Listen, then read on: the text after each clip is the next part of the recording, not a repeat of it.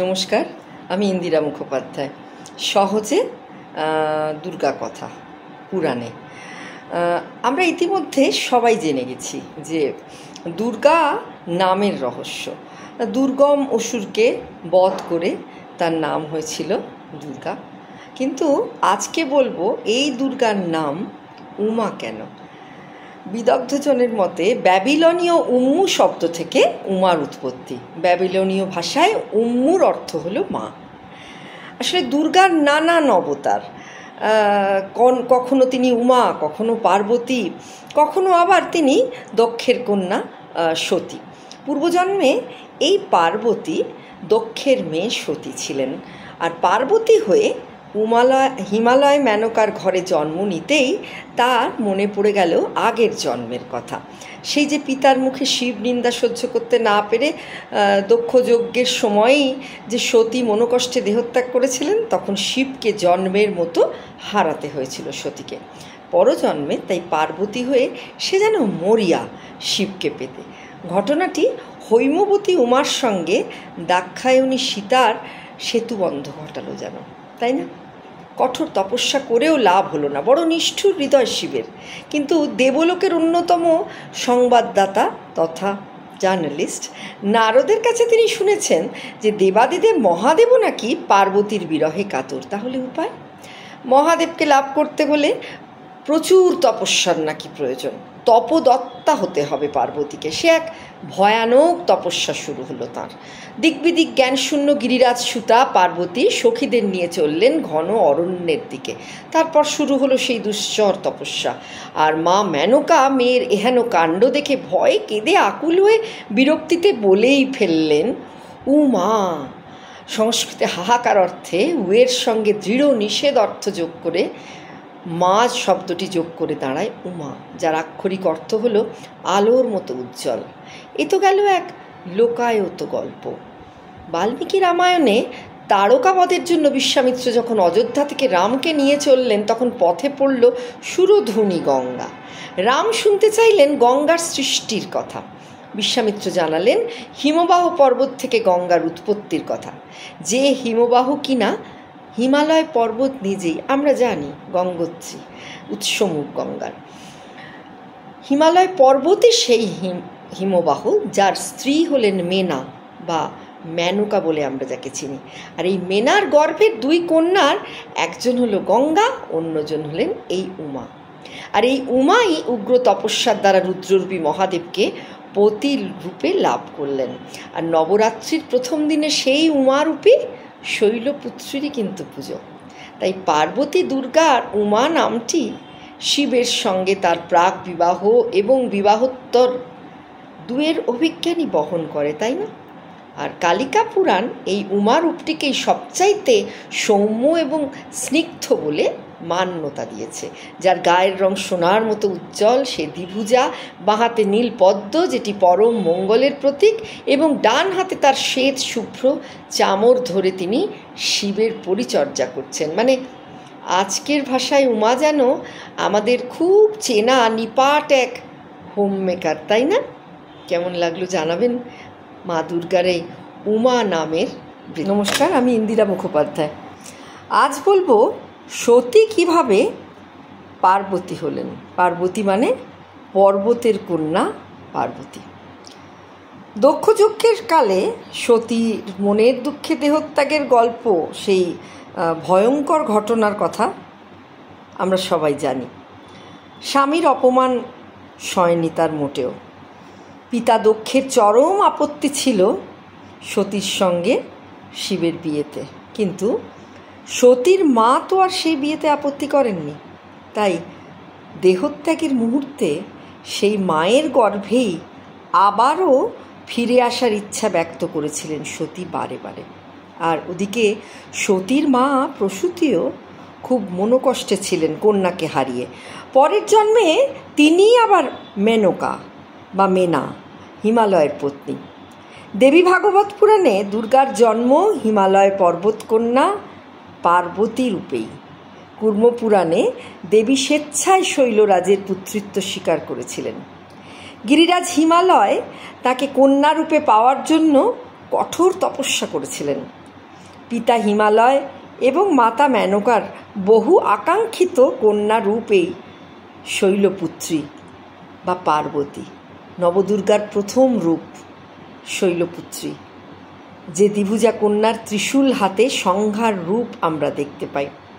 পুরাণ মতে সতীর দেহত্যাগের পর মা মেনকার গর্ভে হিমালয়ের ঔরসে বহু আকাঙ্ক্ষিত একটি কন্যা সন্তানের রূপই কিন্তু হলেন এই শৈলপুত্রী, যিনি এক হাতে অনাচার রুখতে আর অন্য হাতে বরাভয় দিতে অবতীর্ণ হন সমাজের কল্যাণের জন্য। অর্থাৎ এই শৈলপুত্রী বা পার্বতী একই রূপে শান্ত এবং ওজস্বিনী রূপে আবির্ভূতা হিমালয়ের কন্যা রূপে, ঠিক যেমনটি চেয়েছিলেন মা মেনকা, ঠিক তেমনটিই চেয়েছিলেন পিতা গিরিরাজ হিমালয়ও। নমস্কার, আমি ইন্দিরা মুখোপাধ্যায়। আজ বলবো পার্বতীর গৌরী কেমন করে হলেন। পার্বতীর গৌরী হয়ে ওঠার ঘটনাটা আমরা অনেকে জানি, নানা রকমভাবে শুনি। সতী থেকে পার্বতী হয়ে ওঠার গল্প আগেই বলেছি। কালিকা পুরাণ আবার বলে এই পার্বতীর আবার গৌরী হয়ে ওঠার গল্প। তার আগেই বলি, পার্বতীর গায়ের রং কিন্তু ছিল শ্যামলা। কৈলাসে মনের দুঃখে সংসার করতে ব্যস্ত তখন শিব পার্বতী। নবদম্পতির সঙ্গে কুশল বিনিময়ে সেখানে হাজির হয়েছেন স্বর্গের অপ্সরারা। ইন্দ্র পাঠিয়েছেন তাদের নবদম্পতির মানে অনারে, সম্মান রক্ষায়, তাদের মানে ওয়েলকাম করতে, একটা ওয়েলকাম পার্টি আর কি। সেখানে নবদম্পতির অনারে নাচা গানা করে মাতিয়ে রাখবে অপ্সরারা। হঠাৎ অপ্সরাদের সামনেই শিব পার্বতীকে ডেকে উঠলেন, হে ভিন্নাঞ্জন শ্যামলে কালী, অঞ্জন সদৃশ কালী, মানে তুমি কোথায় গেলে? এই যে শ্যামলী মানে এই কালী, অঞ্জন সদৃশ কালী, তুমি কোথায় গেলে? এই বলে, মানে কাজলের মতো গাত্র বর্ণ বিশিষ্ট কালী, তুমি এসে অপ্সরাদের সম্ভাষণ জানাও। স্বামীর মুখে এরূপ গায়ের রং নিয়ে মস্করা মোটেও পছন্দ হলো না পার্বতীর। এত অবহেলা সইল না। মনের দুঃখে, ক্রোধে, অভিমানে ফেটে পড়লেন তিনি, আর শৈল শিখরে আশ্রয় নিলেন। পার্বতীর বিরহে কাতর মহাদেব খুঁজতে খুঁজতে এলেন সেখানে। পার্বতী জানালেন অপ্সরাদের সামনে এহেন অপমানের জন্য তিনি অত্যন্ত ব্যথিত। যতক্ষণ না গায়ের রং তার গৌরী হচ্ছে ততক্ষণ তিনি ফিরবেন না। তপস্যায় বসলেন। মহাদেব বাধ্য হয়ে তুষ্ট হয়ে বর দিলেন। মহাকৌশী প্রপাত নামে এক জলপ্রপাতে স্নান করে পার্বতী গাত্রের কৃষ্ণকোষ সমূহ পরিত্যাগ করে গৌরী হলেন মহাদেবের বরে। আর সেই কৃষ্ণকোষ দিয়েই তৈরি হলো কৌশিকী কালীর আর এক রূপ, যিনি পার্বতী দুর্গার সঙ্গে বিচরণ করে, মানে একাত্ম হয়ে গেলেন বিচরণ করে। এ যেন কালী আর গৌরীর এক দ্বিখণ্ডিত বা স্প্লিট পার্সোনালিটি। ভেবে দেখেছেন কখনো? আমরা যাকে দেবী কৌশিকী বলি, তিনিই কিন্তু গৌরী, তিনিই কিন্তু ছিলেন পার্বতী। যার গায়ের রং ছিল কালো, তিনিই কিন্তু ফর্সা হয়ে গেলেন। মানে আমাদের এই যে ব্যাপারটা বডি শেমিংয়ের, এটা পুরাণে ছিল, মানে কালো বলে হাসা, ফর্সা হলে তার কদর করা। ভেবে দেখেছেন? নমস্কার, আমি ইন্দিরা মুখোপাধ্যায়। সহজে দুর্গা কথা নিয়ে হাজির হয়ে গেলাম আবারও। জানেন কি, শিবকে লাভ করতে সতীর জন্য স্বয়ংবর সভা হয়েছিল। দক্ষ প্রজাপতির অতি প্রিয় সর্বকনিষ্ঠা কন্যা সতী, সর্বগুণান্বিতা এই দাক্ষায়ণী বলা হয় দক্ষের কন্যাকে, মানে সতীকে। তা সর্বগুণান্বিতা এই দাক্ষায়ণীর সততায় মুগ্ধ হয়ে বাবা মা নাম দিলেন সতী। এতৎসত্ত্বেও সতী একদিন পিতার কাছে অপ্রিয় হলেন শুধু দেবাদিদেব মহাদেবকে পছন্দ করার জন্য। ঠিক যেমন হয় আমাদের সমাজ সংসারেও। বাউন্ডুলে চালচুলোহীন মহাদেবকে জামাই হিসেবে মোটেই পছন্দ নয় দক্ষের।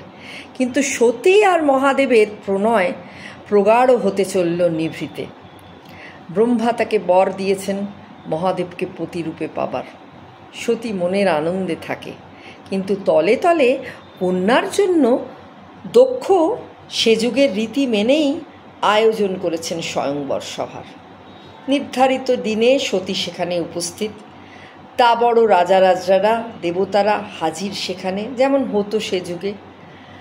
কিন্তু এহেন সভায় সতী কোথাও খুঁজে পেলেন না তার পছন্দের পাত্র শিবকে। নীলকণ্ঠ মহাদেব অত ভিড়ে সতীর চোখ এড়িয়ে গেল। সর্বসমক্ষে বরমাল্য শূন্যে তুলে সতী বললেন, মনে মনে যাকে স্বামীরূপে বরণ করেছি তিনি হাজির থাকলে তার জন্যই আমার এই বরমাল্যখানি নিবেদিত হবে। উপস্থিত সকলে দেখতে পেলেন এক অদ্ভুত ঘটনা। মহাদেবের গলায় সতীর একটি কণ্ঠহার শোভা পাচ্ছে।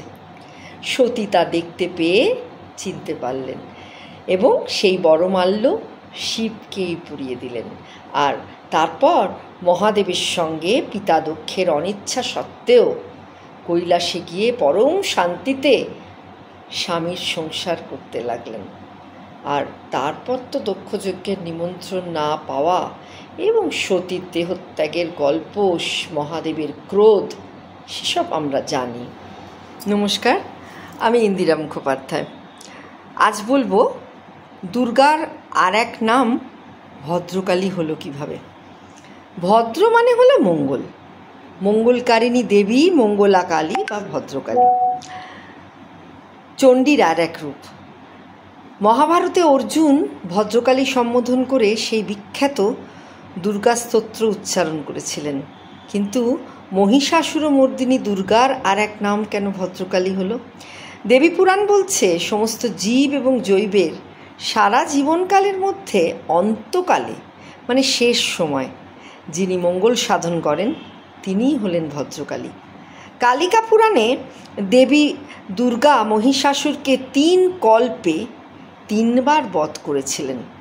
প্রথমে উগ্রচণ্ডা, পরে ভদ্রকালী এবং সবশেষে দুর্গা রূপে বধ করেন। এই 3 দেবীর রূপ নিয়েই আমাদের বিখ্যাত যে স্তোত্র আছে মহালয়ার গানেতে হয়, জটাজূট সমাযুক্তাং অর্ধেন্দুকৃত শেখরাং লোচনত্রয় সংযুক্তাং পূর্ণেন্দু সদৃশাননাং অতসী পুষ্পবর্ণাভাং সুপ্রতিষ্ঠাং সুলোচনাং নবযৌবন সম্পন্নাম সর্বাভরণ ভূষিতাম। এই যে জটাজুট সমাযুক্তা, অর্ধেন্দুকৃত শেখরা, অতসী পুষ্পের মতো যার গায়ের রং, নবযৌবন সম্পন্না, সর্বাভরণ ভূষিতা, সুচারু দশনা, পিনোন্নত পয়োধরা, ত্রিভঙ্গ ভঙ্গ সংস্থানা মহিষাসুরমর্দিনী, এই যে রূপটা আমরা দুর্গার পাই, পার্থক্য কি বলুন তো? এই যে 3 কল্পে 3 দেবী বধ করলেন মহিষাসুরকে, তো তাদের হাতের সংখ্যায়, মানে দুর্গার 10টি হাত, উগ্রচণ্ডার 18টি হাত এবং ভদ্রকালী 16টি হাত। আর ভদ্রকালী হলেন এদের মধ্যে ভয়ঙ্করী, গাত্রবর্ণ তার মেঘের ন্যায়, লোল জিহ্বা প্রকট, দন্তপঙ্ক্তি একেবারে বিভীষণা, মানে একদম কালী মূর্তি। কালিকা পুরাণে দুর্গা ভদ্রকালী রূপে পূজিতা। আর কে তাকে এই রূপে পুজো করেছিলেন শুনলে অবাক হবেন। স্বয়ং মহিষাসুর এই ভদ্রকালীকে পুজো করলেন। পুরাণে বলে দক্ষযজ্ঞের কারণে সতীর যে দেহত্যাগ হলো তখন মহাদেব ক্রোধে উন্মত্ত হয়েছিলেন, তো জানি আমরা। আর তখন তার দীপ্তিমান জটাজুটো মাটিতে ফেলে দেন ছুঁড়ে। আর তা থেকে মানে সতী চলে গেছে, দক্ষরাজের ওপর অসম্ভব রাগ তখন মহাদেবের। আর সেই জটাজুটো থেকেই, ভূপতিত জটাজুটো থেকেই জন্ম নেয় বীরভদ্র নামে শিবের এক ভয়ঙ্কর অনুচর, যে দক্ষের ওপর চড়ে দক্ষের একদম চক্ষু উৎপাটন করতে উদ্যত হয়। আর জন্ম নেয় ভদ্রকালী। এই ভদ্রকালীকে অষ্টমীর দিন পুজো করা হয়। রামায়ণে আবার এই ভদ্রকালীর কথা পাই আমরা অন্যভাবে। রাবণের স্বর্ণ লঙ্কা রক্ষা করতেন স্বয়ং এই শক্তিরূপিণী জগদম্বা ভদ্রকালী। রামের আদেশে হনুমান যখন সীতা উদ্ধারের জন্য লঙ্কায় যাচ্ছেন, তখন প্রথম এই দেবী তাকে বাধা দেন লঙ্কায় প্রবেশ করতে। পরে হনুমান তাকে সন্তুষ্ট করায় দেবী ফিরে যান কৈলাসে, আর হনুমান তখন নিশ্চিন্তে তার কার্যসিদ্ধি করেন, মানে সীতাকে ফেরত আনার ব্যবস্থা বন্দোবস্ত সব করেন। আবার শ্রীমদ্ ভাগবত গীতায় এই দেবী ভদ্রকালী জন্ম নিয়েছিলেন শ্রীকৃষ্ণের সঙ্গেই। খেয়াল করে দেখুন, আমার আর একটা ভিডিও আছে, নন্দ যশোদার ঘরে নন্দ গোপসুতা যোগমায়া, তিনিই এই ভদ্রকালী শ্রীমদ্ ভাগবত গীতায়, যিনি বসুদেবের সঙ্গে মথুরায় এসে কংসের হাতে বধ হয়েও হলেন না। আমরা জানি সেই যোগমায়ার গল্প। শূন্যে উঠে ভদ্রকালী রূপ ধারণ করে বিন্ধ্য পর্বতে বাস শুরু করলেন আর বিন্ধ্যাসুরের বধের কারণ হলেন। তবে কালিকা পুরাণের গল্পটিতে মহিষাসুর স্বয়ং এই ভদ্রকালীর পুজো করেন দেখে অবাক হতে হলো। মহিষাসুর একদিন স্বপ্ন দেখেছিলেন যে ষোড়শভুজা ভগবতী তার মাথা কাটতে উদ্যত। তখন বোধহয় ভয় পেয়েই মহিষাসুর তার আরাধনা শুরু করেন সে যাত্রায় বাঁচতে। মনে পড়ে গেছিল যে ব্রহ্মার সেই বর এই তপস্যার ফলে পেয়েছিলেন না, তুমি একমাত্র নারীর দ্বারাই বদ্ধ হবে, আর কেউ তোমাকে বধ করতে পারবে না। ভেবেছিলেন তবে কি সেই নারী আমার মাথা কাটলো? দেবীকে তপস্যার মাধ্যমে সে কথা জানাতে দেবী বললেন, হ্যাঁ, তবে আমি নই, আমার আর এক অবতার, তার হাতেই, মানে সেই আর এক নারীর হাতেই তুমি বধ হবে। সে হলো কাত্যায়নের কন্যা কাত্যায়নী, যে তোমাকে বধ করবে। আর এই কাত্যায়নী ব্রজ বা বৃন্দাবনের অধিষ্ঠাত্রী দেবী, যাকে পতিরূপে কৃষ্ণকে প্রতিরূপে পাওয়ার জন্য ব্রজবালারা এই কাত্যায়নীর তপস্যা করেছিলেন ঘরে ঘরে। বৃন্দাবনে যারা গেছেন তারা কাত্যায়নী মন্দির দেখবেন, আমি দেখে এসেছি। কাত্যায়নী মহামায়ে মহাজগন্নাথেশ্বরী নন্দগোপসুতং দেবী পতিং মে কুরুতে নমঃ। মার্কণ্ডেয় পুরাণের শ্রী শ্রী চণ্ডীতে কাত্যায়নী দুর্গার প্রচলিত রূপ, অর্থাৎ যিনি নন্দগোপসুতা যোগমায়া, তিনিই কাত্যায়নী, তিনিই ভদ্রকালী, আবার তিনিই কিন্তু আমাদের দুর্গা, তা ভুলে গেলে চলবে না।